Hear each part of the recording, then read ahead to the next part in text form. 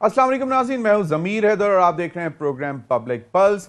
नाज़रीन, आज इमरान खान साहब ने कह दिया है कि पीटीआई को 1 साल बाद भी इलेक्शन से कोई मसला नहीं है। और गुज़िश्ता रोज़ जो उन्होंने एक बात की थी कि अगर कोई मफरूर या चोर जो है वो इन्वॉल्व होगा सबसे प्राइज्ड अपॉइंटमेंट यानी कि आर्मी चीफ की अपॉइंटमेंट में, तो हम इसको सुप्रीम कोर्ट में चैलेंज भी करेंगे। वैसे वो कह चुके हैं कि उनको इस बात से फर्क नहीं पड़ता कि जो भी मौजूदा हुकूमत, जो कि प्राइम मिनिस्टर मियां शहबाज शरीफ साहब का प्रेरोगेटिव है, कि वो कोई भी किसी भी जो है जो कि मेरिट पे आते हैं, जो कि सब आते हैं, जितने भी लेफ्टिनेंट जनरल्स हैं उनमें से किसी को भी अपॉइंट कर लें, उनको इससे कोई मसला नहीं है, ना उनका कोई फेवरेट है, ना उनको किसी से कोई मसला है। और लेकिन आज बिलावल भुट्टो जरदारी साहब ने कराची में बात की। उन्होंने कहा कि इमरान खान की सियासत जो है वो आर्मी चीफ की तैनाती के इर्द गिर्द घूमती है। गुज़िश्ता रोज ख्वाजा आसिफ साहब ने on the floor of the house कहा था कि इमरान खान साहब की सियासत एम्पायर की उंगली के इर्द गिर्द घूमती है, जो कि कल भी थी, आज भी है और आने वाले दिनों में भी ऐसा ही है। बहुत बड़ा इशू बना लिया गया है। समझ नहीं आती कि इस इशू को इतना पॉलिटिसाइज क्यों किया जा रहा है। एक रूटीन की अपॉइंटमेंट है। Army chief general Qamar Javed Bajwa साहब वाज़े तौर पर बता चुके हैं कि वो एक्सटेंशन नहीं ले रहे। फेयरवेल कॉल्स शुरू हो चुकी हुई हैं। आज वो पीएमए में गए हुए थे और वहां पे भी कैडेट से भी और अफसरान से उन्होंने खिताब भी किया और उन्होंने कहा कि उनको सिर्फ और सिर्फ अपनी प्रोफेशनल जो है एफिशिएंसी पर, प्रोफेशनल ग्राउंड्स पर तवज्जो देनी चाहिए। और अब ये एक चीज़ तो वाज़े हो चुकी है कि एक्सटेंशन ही, अगर एक्सटेंशन की बात चल रही होती तो समझ में आती कि पॉलिटिसाइज हो रहा है, लेकिन अब जब चीज़ें ख़त्म हो चुकी हुई हैं तो बार बार इस इशू को क्यों डिस्कस किया जा रहा है। और इसके बावजूद कि लेफ्टिनेंट जनरल बाबर इफ्तिखार साहब जब उस वक्त मेजर जनरल थे, उस वक्त भी वाज़े तौर पर कह चुके हैं, और फिर उसके बाद जो DGISI के साथ जो जॉइंट प्रेस कॉन्फ्रेंस हुई उसमें भी वो वाज़े तौर पर कह चुके हैं कि जी हमारा सियासत से कोई लेना देना नहीं है और हमें इसमें ना घसीटा जाए।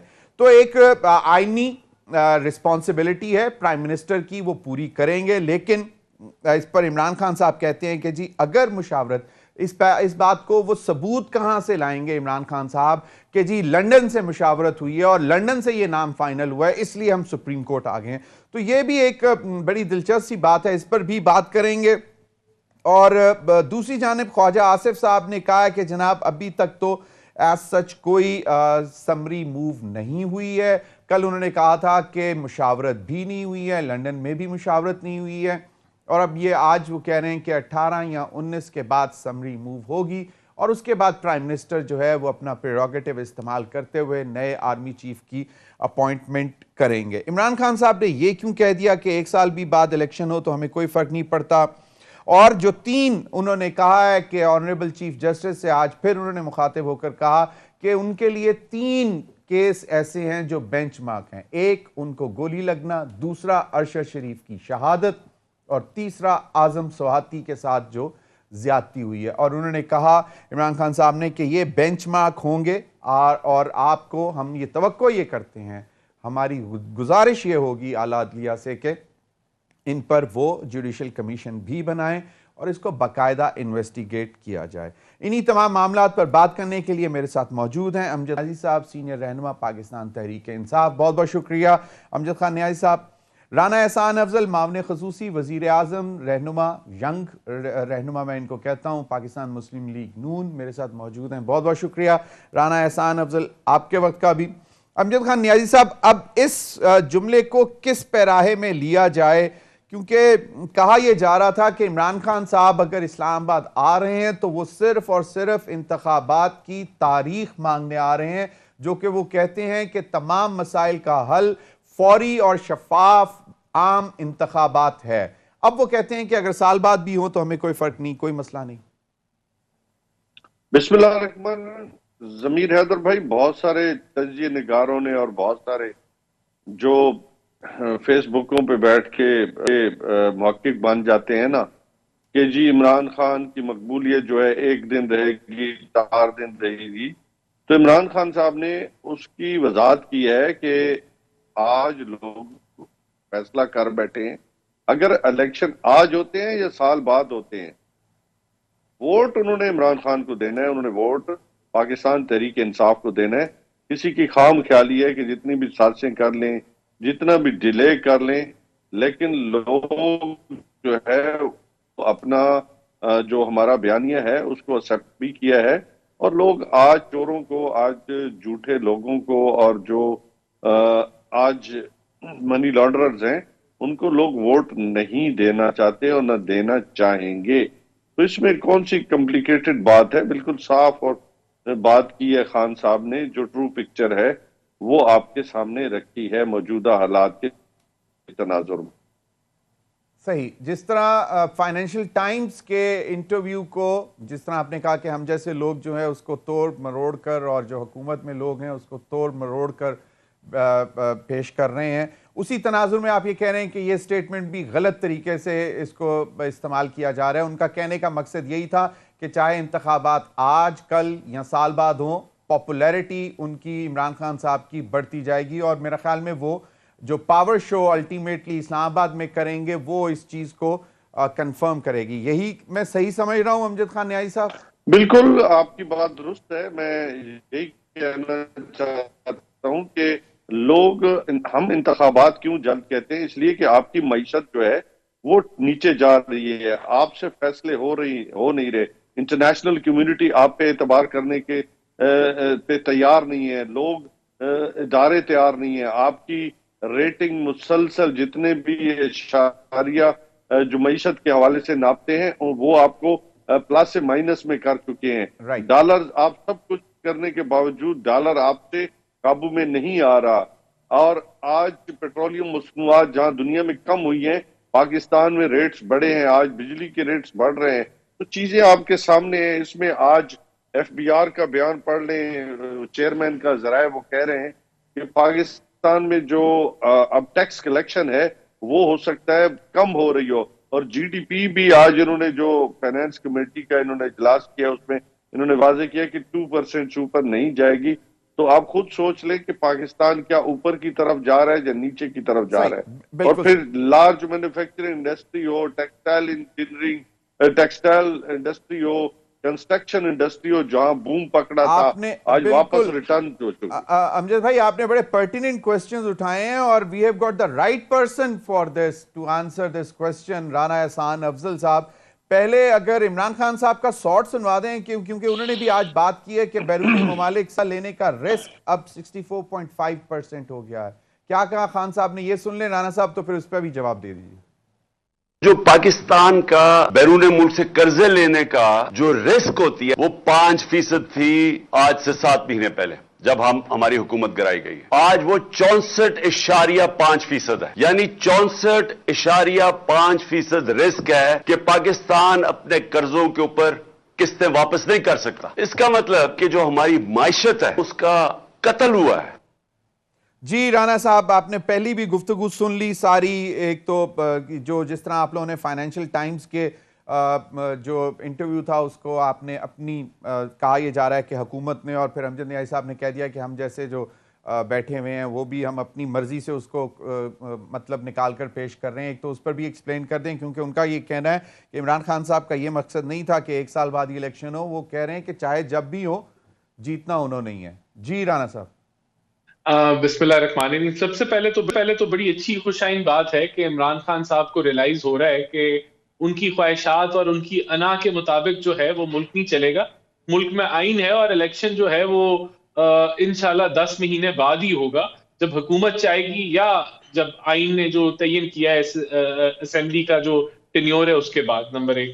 نمبر 2، میں سمجھتا ہوں کہ اب جب یہ یو ٹرنز کا دور ہے، اور یہاں ابھی نیازی صاحب جو ہیں وہ کہہ رہے تھے کہ مس ریپرزینٹ کیا جاتا ہے ان کا بیان، تو پتہ نہیں عمران خان صاحب فارسی میں بولتے ہیں یا عربی میں بولتے ہیں. میرے خیال سے عمران خان صاحب اردو اور انگلش میں ہی بولتے ہیں. تو بڑے آرام سے پاکستانی قوم سمجھ گئی ہے کہ انہوں نے یو ٹرن لیا اور انہوں نے کہا مٹی پاؤ. جس طرح انہوں نے 35 فنکشن کے وقت انہوں نے کہا تھا کہ یہ سیاسی بیان ہے، اسی طرح انہوں نے ابھی بھی کہا ہے کہ مٹی پاؤ، ہم تو اچھے ریلیشن شپ چاہتے ہیں، ہم تو دوستی کرنا چاہتے ہیں، ہم تو $25,000 کے لابیسٹ بھی خریدا ہوا ہے تاکہ ہمارے حالات ان سے تعلقات بہتر ہوں. تو یہ سارے معاملات جو میں سمجھتا ہوں کہ انہوں نے 6 مہینے عوام کو گمراہ کیا، اس ملک میں انتشار پھیلایا، اس ملک کے اندر جو ہے ایک طوفان انسٹیبلٹی، اور یہ خود عمران خان کے الفاظ ہیں کہ انسٹیبلٹی، پولیٹیکل انسٹیبلٹی جب ہوگی تو معیشت نہیں چلے گی. لیکن پولیٹیکل انسٹیبلٹی عمران خان صاحب نے خود پھیلائی ہوئی ہے عالمی سازش کی بنیاد پہ، جو بے نقاب ہو گئی، جو دفن ہو گئی، کیونکہ اب انہوں نے اپنے الفاظ خود واپس لے لیے. تو کمال ہے اور آفرین ہے عمران خان پہ کہ وہ عوام کو جو ہے ایک پروپیگنڈے کے تحت جو ہے وہ گمراہ کر رہے تھے. دوسرا انہوں نے اکانومی کی بات کی، تو میں یہاں 2-3 حقائق جو ہے وہ رکھنا چاہتا ہوں. دیکھیں، نمبر 1 کہ دنیا کے اندر ریسیشن ہے. دنیا کی جو جی ڈی پی گروتھ تھی، جو OECD ایک ادارہ ہے، organization of economic development cooperation, اس نے دنیا کی جو 4.5% کی جی ڈی پی تھی اس کو ڈاؤن گریڈ کر کے 2.2% پہ وہ لے آئی ہے، کیونکہ دنیا میں ایک ریسیشن کا ماحول ہے. یوکرین رشیا کی جنگ ہے جس کی وجہ سے کموڈیٹیز کا سپر سائیکل چلا ہوا تھا. تو میں سمجھتا ہوں کہ اس کی تحت دنیا جو ہے، دنیا کی حکومتیں مہنگائی کو فوکس کر رہی ہیں، گروتھ کو نہیں فوکس کر رہی. تو بالکل گروتھ کم ہوئی ہے، اور گروتھ جو ہے وہ اس لیے کم ہوئی ہے کہ دنیا میں بحران ہے، ریسیشن ہے. آپ کی ایکسپورٹس کو بھی ہٹ لگ رہا ہے کیونکہ دنیا کے اندر ڈیمانڈ کم ہے، آپ کی ٹیکسٹائل کے اندر جو ہے اس کے اثرات پڑ رہے ہیں. لیکن ان برے حالات میں ہم نے اس ملک کو ڈیفالٹ سے بچایا. نمبر 1 ان برے حالات میں IMF کے ساتھ جو ایک ٹرسٹ ڈیفیسٹ عمران کریٹ کر کے گیا تھا وہ ہم نے دور کیا.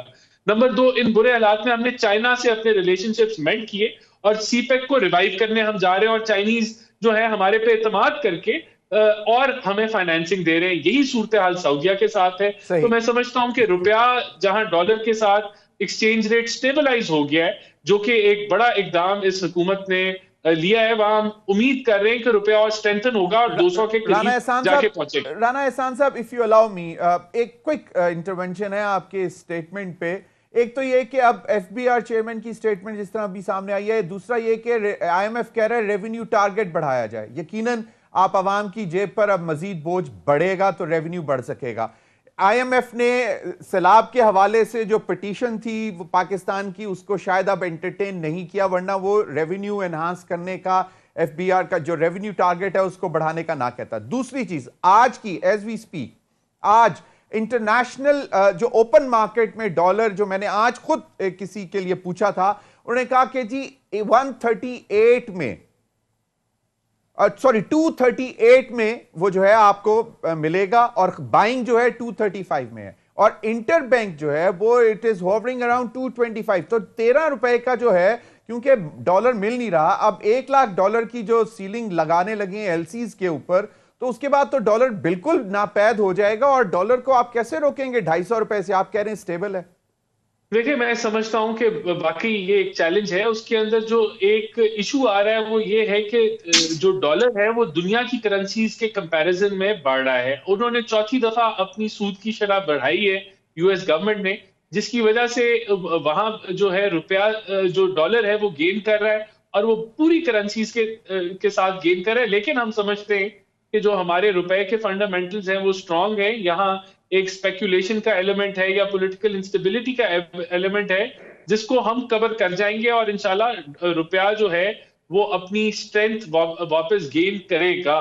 آپ نے دیکھا ابھی کہ 1.5 بلین جو ہے وہ ADB کا آیا آپ کے ریزروز میں، ابھی 500 ملین آپ کا ایشین انفراسٹرکچر انویسٹمنٹ بینک کا آپ کے پاس آیا ہے. اور آگے ابھی جو آپ نے IMF کی بات کی، دیکھیں یہ کوئی ابھی حتمی فیصلہ نہیں ہوا کہ آپ کے ٹیکسز بڑھیں گے. ابھی ہمارا یہ پہلے کوارٹر کا ریویو چل رہا ہے، اور ہم ابھی تک جو ہے وہ آن ٹارگٹ ہیں ٹیکس کلیکشن کے لحاظ سے. لیکن کیونکہ امپورٹس کے اندر کمی ہے، پچھلے سال کے بنسبت ہم نے امپورٹس کو کنٹرول کیا ہے، تو وہاں سے جو ٹیکس کلیکٹ ہوتا تھا اس میں اب آگے آنے والے دنوں کے اندر امکانات ہیں کہ کوئی کمی آئے گی، لیکن ہم آنے نہیں دیں گے انشاءاللہ. چلیں اس پر مزید بھی بات کرتے ہیں. امجد خان نیازی صاحب، عمران خان صاحب نے آپ کی بات بھی سن لی ان کی، اور ان کی حکومت کے اپنے وہ جو آتا ہے اکنامک سروے، میں ورلڈ اکنامک فورم کہنے لگا تھا، اکنامک سروے کے فگرز بھی ہمارے سامنے ہیں کہ جو لاسٹ فسکل ایئر تھا وہ تقریباً اراؤنڈ 6% کلوز ہو رہا تھا. اس سے پچھلا جو فسکل تھا وہ 5.7 سمتھنگ تھا، جو کہ کووڈ کے بعد ایک ریکارڈ ریکوری ہے، اور دنیا اس کو اکنالج کرتی ہے. چلیں ابھی جو صورتحال ہے، میں ابھی سن رہا تھا حکومتی وزراء کا خیال یہ ہے کہ another 6 to 7 months یہ پولیٹیکل مائلیج واپس گین کر لیں گے، پولیٹیکل گراؤنڈ میں دوبارہ سٹیبل ہو جائیں گے، اپنی جو انہوں نے لوز کیا ہے گراؤنڈ وہ واپس ری گین کر لیں گے. آپ کو لگتا ہے کہ ایسا ہو جائے گا؟ ضمیر حیدر بھائی کیسے کریں گے؟ کچھ مجھے روڈ میپ بتائیں، کوئی فائنینشیل روڈ میپ بتائیں، کوئی پولیٹیکل روڈ میپ بتائیں، کوئی اکاؤنٹیبلٹی کا روڈ میپ بتائیں. اکاؤنٹیبلٹی میں تو انہوں نے لاز ہی چینج کر دیے. اب جہاں پہ خود دوائی کے بہانے انہی فلیٹس میں بیٹھے ہیں جن کے بارے میں کہا تھا کہ یہ تو ہمیں پتہ ہی نہیں ہے. اور جو محترمہ مریم صفدر صاحبہ انہوں نے کہا کہ جی انگلینڈ کیا جا، میرے پاکستان میں بھی کوئی ایسٹس نہیں ہے، وہ بھی انہی آف شورز کمپنی کی جو مالک نکل آئیں. تو آپ خود اندازہ کریں کہ جب آپ کے سٹیک پاکستان ہی میں نہ ہو، پاکستان آپ آتے ہیں، آپ پاکستان کو کیا پاکستان کے عوام کو رعایا سمجھتے ہیں، کیا پاکستان کے عوام کو بیوقوف سمجھتے ہیں؟ اب مجھے یہ بتائیں کہ پاکستان کے لیے آپ نے کیا کیا؟ آپ کے پاس آپ نے ہی تو اس پاکستان کو اس مشکل میں دھکیلا ہے. آپ پاکستان کو اس مشکل میں لے کے آئے کہ آج اشرافیہ جو ہے وہ ملک کے اوپر قابض ہو گئی ہے. آج جو ملکی وسائل ہیں اس کا عام آدمی کو کیا بینیفٹ مل رہا ہے؟ آپ دیکھیں آج آپ کا سسٹم آپ کا گل سڑ گیا ہے. آپ کس پاکستان کی بات کرتے ہیں؟ وہ پاکستان جو امیروں کے لیے ہے یا اس پاکستان کے لیے جو سب کے لیے ہے؟ ہم اس لیے تو کہتے ہیں کہ پاکستان کے اندر ایک ایسے الیکشن کا انعقاد ہو جس میں تمام پولیٹیکل پارٹیز یہ کہہ سکیں کہ یہ الیکشن ہار اور جیت کی بنیاد پہ ہوئے ہیں. یہ کوئی نہ کہے کہ جی کسی کو سلیکٹ کیا گیا ہے، کسی کو کوئی بینیفیشری بنا ہے، تاکہ ایک ایسی پارلیمنٹ وجود میں آ سکے جو قوم اور ملک کے منگوں کے مطابق ایک ساورن پارلیمنٹ ہے اور وہاں پہ فیصلے ہوں، تاکہ آپ کی فیڈریشن مضبوط ہو اور ملک آگے کی طرف پروسیڈ کر سکے. تو یہ ہوگا پاکستان. اب آپ تو دیکھیں، آپ عام آدمی جو ہے وہ مشکل میں ہے، اس کو جاب نہیں مل رہی. آج آپ کا کسان مشکل میں ہے. کون سے آپ کہہ سکتے ہیں؟ آپ نہیں تو وہ کہتے ہیں 6-7 مہینے میں معاملات ہم بہتر کر دیں گے اور 6-7 مہینے بعد وہ اس پوزیشن میں ہوں گے کہ آپ کا مقابلہ کر سکیں. میری بات کون سا منو سلوہ لے کے آ رہے ہیں؟ کون سے فیصلے کر رہے ہیں؟ رانا احسان کوئی بتا دینا. رانا احسان افضل صاحب، کون سا منو سلوہ اترنے والا ہے اور عمران خان صاحب کے پاس کیا ہے کہ اگر وہ ابھی آ جاتے ہیں تو چیزیں بہتر ہو جائیں گی؟ کیونکہ گورننس کے حوالے سے ایشوز رہے اور آپ لوگ بھی کہتے رہے اور اس وقت سارے لوگ کہتے تھے کہ شاید اللہ کی طرف سے عمران خان صاحب کی مدد ہوتی رہی، جو کووڈ میں بھی جس طرح انہوں نے سروائیو کیا. تو اب آپ کو کیا لگتا ہے کہ آپ پہلے تو یہ بتا دیں جو نیازی صاحب پوچھ رہے ہیں کہ آپ کے پاس کون سی ایسی گدڑ سنگھی ہے کہ 6-7 مہینے میں چیزیں جو ہیں ٹرن اراؤنڈ ہو جائیں گی؟ کیونکہ عمران خان صاحب کہتے ہیں 27 سے 28% اضافہ ہے اس وقت جو مہنگائی کی شرح، انفلیشن سٹینڈز ایٹ 27 to 28%. دیکھیں میں سمجھتا ہوں کہ کوئی جادو کی چھڑی نہیں ہے کہ سب حالات بہتر ہو جائیں گے. ایشوز کیا ہیں؟ دیکھیں ایشو نمبر 1 کیا ہے کہ انرجی کی کاسٹ دنیا بھر میں مہنگی ہو چکی ہے اور دنیا کے اندر ایک انرجی کاسٹ کا بحران چل رہا ہے، چاہے وہ UK ہو، امریکہ ہو، آسٹریلیا ہو، یورپ ہو. وہی بحران پاکستان میں چل رہا ہے، لیکن یہاں کیونکہ آپ کی پر کیپٹا انکم کم ہے تو یہاں زیادہ محسوس ہو رہا ہے. وہ ہم نے جو پرائسز انکریز کی وہ کر لی، انشاءاللہ تعالی ہمیں امید ہے کہ اور نہیں کرنی پڑیں گی. لیکن اگر ان کے پاس کوئی طریقہ کار ہے کہ یہ مہنگے کوئلے سے سستی بجلی بنا سکتے ہیں تو یہ ہمیں بتا دیں، ہم بھی وہ ٹرائی کر لیں گے. ایسا کوئی طریقہ کار نہیں ہے. وہ آپ کو کیوں بتائیں گے؟ وہ آئیں گے تو خود کریں گے ایسا. نہیں، میں وہی بتا رہا ہوں، وہ ان کے پاس بھی نہیں ہے. تو وہ چیزیں جو ہیں جو انٹرنیشنل فینومینا ہے وہ پاکستان دنیا کا حصہ ہے تو ہمیں بھی وہ بھگتنی پڑ رہی ہیں. لیکن ہم سمجھتے ہیں کہ ہم نے جو سٹیبلائزیشن والے فیکٹرز تھے وہ ہم نے کر لیے. ہم نے چائنا کے ساتھ جو ایک دوری تھی یا مسٹرسٹ تھا وہ ہم نے دور کر لیا. اور چائنیز ایمبیسڈر نے کلیریفائی کیا کہ کوئی سلو ڈاؤن نہیں تھا سی پیک میں عمران خان صاحب کے دور میں. ابھی آج سے کچھ 15-20 دن مہینہ پہلے کی ہیڈ لائنز تھی نیوز پیپرز میں. نہیں دیکھیں کوئی انویسٹمنٹ نہیں ہوئی نا. سی پیک پروجیکٹ آپ کے جو ایس سی سیز تھے, جو گوادر تھے, جو آپ کا LM1 آنا تھا, جو ریلوے کا تھا, کچھ بھی نہیں ہوا نا 4 سالوں میں. مجھے آپ بتا دیں کہ سی پیک کے تحت کون سا پروجیکٹ ہوا؟ تو کچھ نہیں ہوا. اب ہم اس کو لے کے جا رہے ہیں B2B, تو وہ ایک پازیٹیو چیز ہے. ابھی یہاں MBS نے آنا تھا جو سعودی ولی عہد ہیں, ان کا دورہ ملتوی ہو گیا, تو انشاءاللہ وہ بھی ہمیں امید ہے کہ ویسے وہ گوادر میں جو ملتوی کیوں انویسٹمنٹ. ہوا ہے ویسے امجد نیازی صاحب آپ بھی بتائیے گا. مجھے ابھی کہا جا رہا ہے بریک کے بعد آئیں گے تو اس پہ بھی کیونکہ اس پہ بھی بہت زیادہ اسپیکولیشنز ہو رہی ہیں کہ جی MBS کا دورہ کیوں مطلب کینسل ہوا, یہ ریزن وہ ریزن بہت کچھ چل رہا ہے. اگر ہمیں کچھ کلیئر پتہ لگ جائے گا تو اچھا ہوگا. وقت تو ایک بریک کا, ہمارے ساتھ رہیے.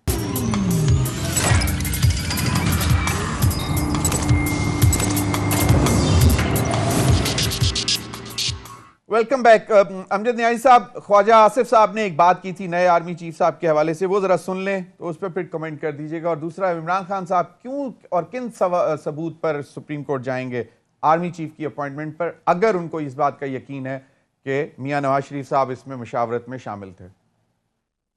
کہ زرداری صاحب اور شہباز شریف کے درمیان کوئی نام کے اوپر کوئی ڈیڈ لاک ہے سر, آپ کیا کہتے ہیں سر؟ نام کا کوئی ڈسکشن ہی شروع نہیں ہوا, ڈیڈ لاک کیا ہوگا سر؟ کب تک ڈسکشن شروع ہونے کا امکان ہے سر؟ 18-19 کے بعد ہی. کون سے نام مسلم لیگ نون کے فیوریٹ ہے آرمی چیف کے حوالے سے سر؟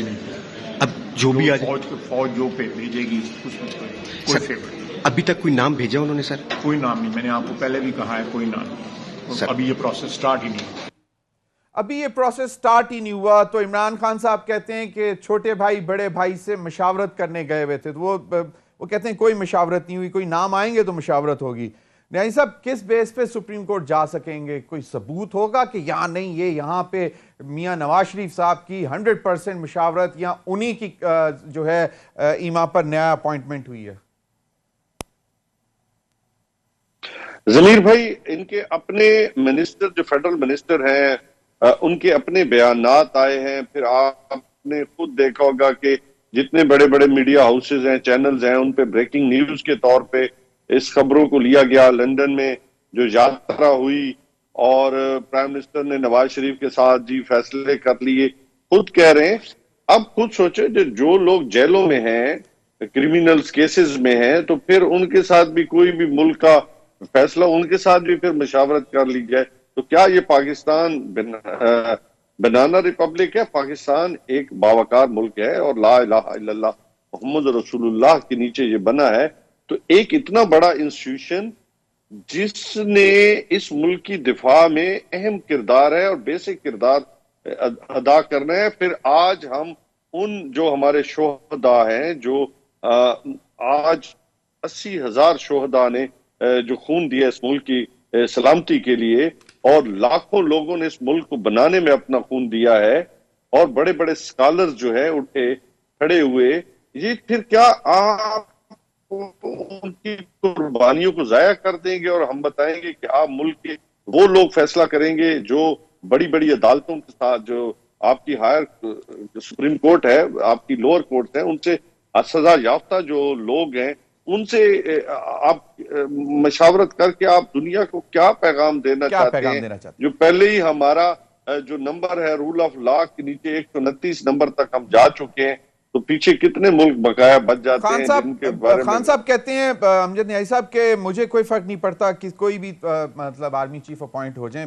بلاول بھٹو صاحب کہتے ہیں کہ عمران خان صاحب کی سیاست جو ہے وہ شروع سے لے کر آج تک اسی ایک آرمی چیف کی تعیناتی کے گرد گھومتی ہے, اور وہ خواجہ آصف صاحب کا بیان میں آپ کو پہلے سنا دیا کہ امپائر کی انگلی کے ارد گرد رہتی ہے. جی ضمیر بھائی, خان صاحب نے بڑی مفصل گفتگو کی ہے لانگ مارچ کے حوالے سے. وہ ڈیلی ایک اپنے قوم کو ایک ایجوکیٹ کرتے ہیں کہ میں اس ملک کے اندر کیا چاہتا ہوں. خان صاحب نے کہا ہے کہ مجھے وہ لوگ چاہیے جو ملک اور قوم کے لیے کام کرنا چاہتے ہوں, اپنی ذات کے لیے, میرے لیے نہیں بلکہ کسی کے لیے بھی نہیں. وہ اداروں کی مضبوطی کے ضامن بنے, اداروں کو اٹھائیں, وہ کسی کی جائیداد کو, کسی کے کیسز کو, کسی NRO کو تحفظ دینے کے لیے نہ ہو, چاہے وہ نیب ہو, آپ کا FBI ہو, یا بڑے بڑے اور ادارے ہوں. تو ان میں وہ لوگ آنے چاہیے جو طاقتور کے سامنے جھک نہ جائیں، بلکہ وہ ان کے لیے ایک عام آدمی بھی اتنا ہی اہمیت کا مالک۔ ویری رائٹ، کوئی اس پر دو رائے نہیں ہے، بالکل آپ نے صحیح فرمایا۔ رانا احسان افضل صاحب، اب تھوڑا سا اگر بیک گراؤنڈ میں چلے جائیں، اگر امجد نیازی صاحب بھی اس پر رسپونڈ کریں گے تو میں چاہوں گا، اچھا ہے تھوڑا سا بیک گراؤنڈ میں چلے جائیں کہ عمران خان صاحب چاہتے ہیں کہ ایسی اپوائنٹمنٹس ہوں جن کے اوپر کوئی سوال نہ اٹھا سکے۔ انہوں نے خود بھی کہا ہے کہ میں ان لوگوں کو ساتھ لے کر چلنا چاہتا ہوں۔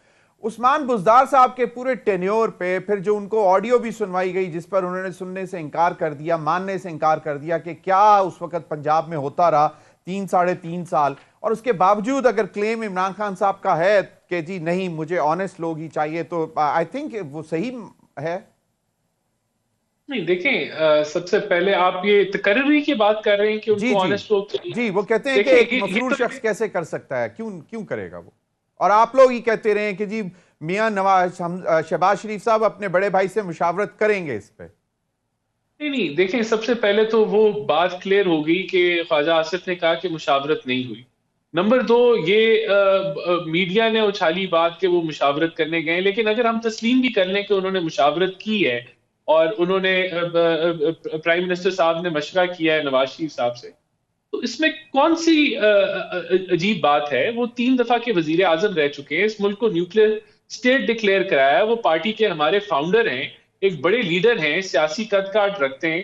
تو اگر ان سے مشورہ تو آپ کسی سے بھی کر سکتے ہیں جس پہ آپ کو اعتماد ہو، تو اس کے اوپر کوئی یہاں، اب میں بات نہیں کرنا چاہتا، ضمیر صاحب یہاں کہتے تھے کہ فال نکالے جاتے تھے یا پتہ نہیں، مجھے نہیں پتا وہ حقیقت ہے یا نہیں، لیکن عمران خان صاحب کا مشورہ کرنے کا طریقہ شاید کچھ اور تھا۔ تو یہ مشورہ کرنا اور ایک آئینی فیصلہ لینا دو مختلف چیزیں ہیں۔ جو فیصلہ ہے وہ وزیر اعظم نے لینا ہے، وہ مشورہ مانے نہ مانے، کریں نہ کریں، یہ ان کا پروگیٹو ہے، لیکن جب فیصلہ کرنا ہے تو وہ وزیر اعظم کے دستخط سے ہوگا، وہ کولیشن پارٹنر سے بھی مشورہ کریں گے، اور اگر انہوں نے سمجھا کہ یہ کرنے کی ضرورت ہے ان پٹ لیں گے اور پھر وہ فیصلہ کر دیں گے۔ یہاں جو بات کی نا کہ عمران خان نے کہا کہ آپ کوئی بھی آرمی چیف آ جائے مجھے فرق نہیں پڑتا، یہ عمران خان نے یو ٹرن لیا ہے۔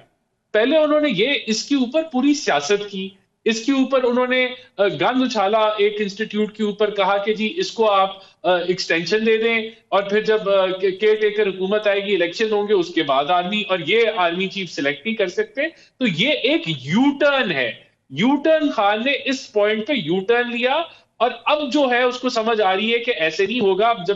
جب پتا ہے کہ آئینی عمل اپنا رستہ لے گا تو اب انہوں نے اپنا بیان تبدیل کر دیا ہے، جس طرح اب انہوں نے الیکشن پہ بھی بیان تبدیل کر لیا ہے کہ انہوں نے جتنی دیواروں میں ٹکریں مارنی تھی مار لی، جتنا انتشار پھیلانا تھا پھیلا لیا، لیکن اب ان کو سمجھ آ گئی کہ ان کی انا کے مطابق یہ ملک نہیں چلے گا۔ جس طریقے سے وہ جھوٹ بولتے رہے عالمی سازش کے اوپر، ان کو سمجھ آ گئی کہ عالمی سازش جو ہے نہیں ہے۔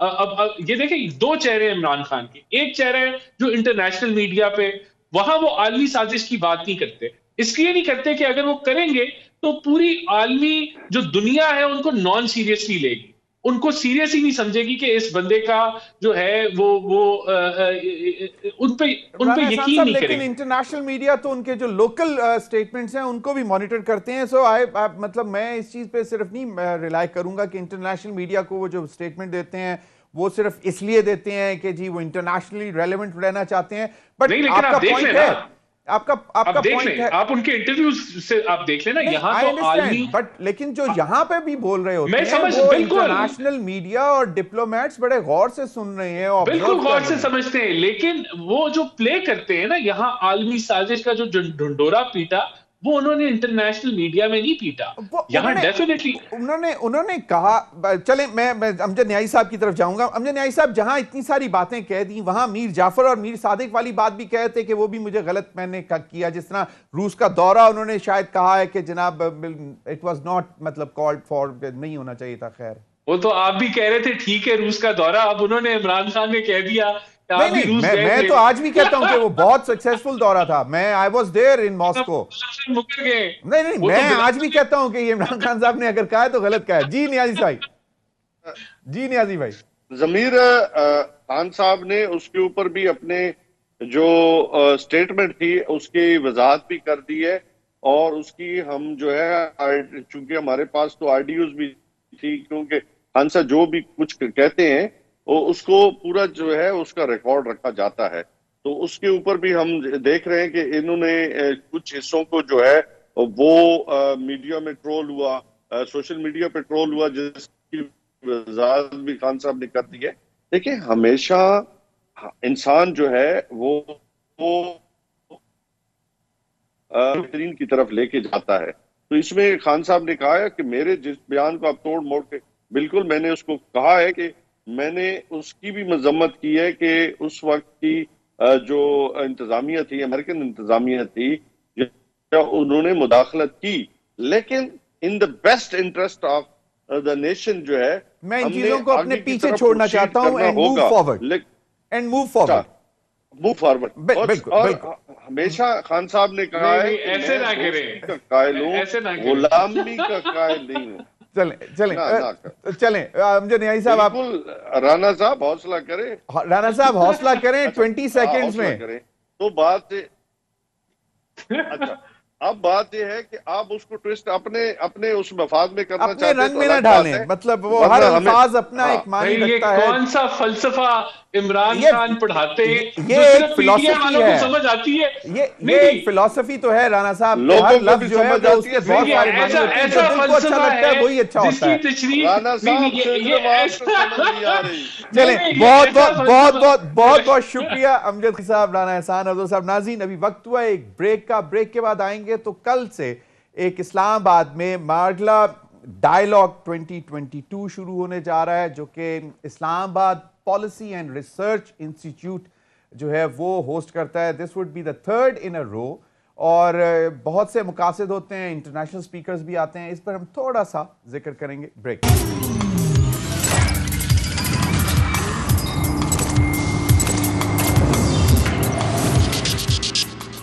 ویلکم بیک ناظرین کل سے اسلام آباد میں مارگلا ڈائیلاگ 2022 کانفرنس شروع ہو رہی ہے. یہ اسلام آباد پالیسی اینڈ ریسرچ انسٹیٹیوٹ جو ہے اس کو اسپانسر کر رہا ہے, اس کو اپری کہتے ہیں.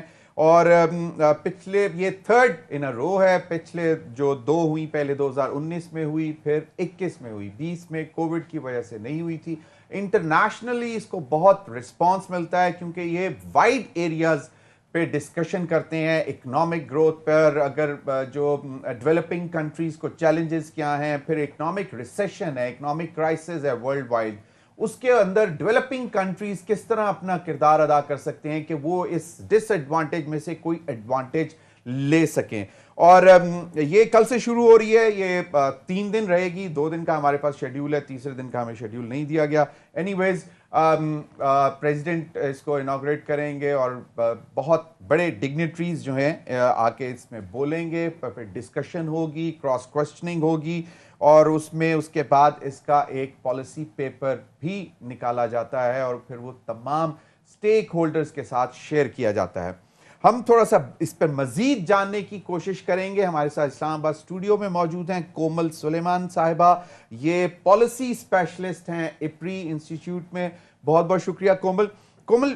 ایک تو یہ بتا دیں کہ یہ جو کل سے شروع ہو رہی ہے, ایکچولی اس کا اینڈ مین کیا ہے کہ جی ہم نے یہ اس سے حاصل کرنا ہے, اور پچھلی جو ہوئی ہیں ان سے کیا حاصل ہوا؟ دیکھیں, جب بھی آپ کے ملک میں لوکل لیول کے اوپر یا ایون انٹرنیشنلی کوئی بھی کرائسس آیا ہوتا ہے, جو ایک نیچر ہے جیو پالیٹکس کی کہ کچھ نہ کچھ ہو رہا ہوتا ہے, تو اٹس ویری امپورٹنٹ کہ آپ کے جو ملک میں لوکل لیول پہ ڈیبیٹ ہو رہی ہے اس کو آپ گلوبل ڈیبیٹ سے کنیکٹ کریں.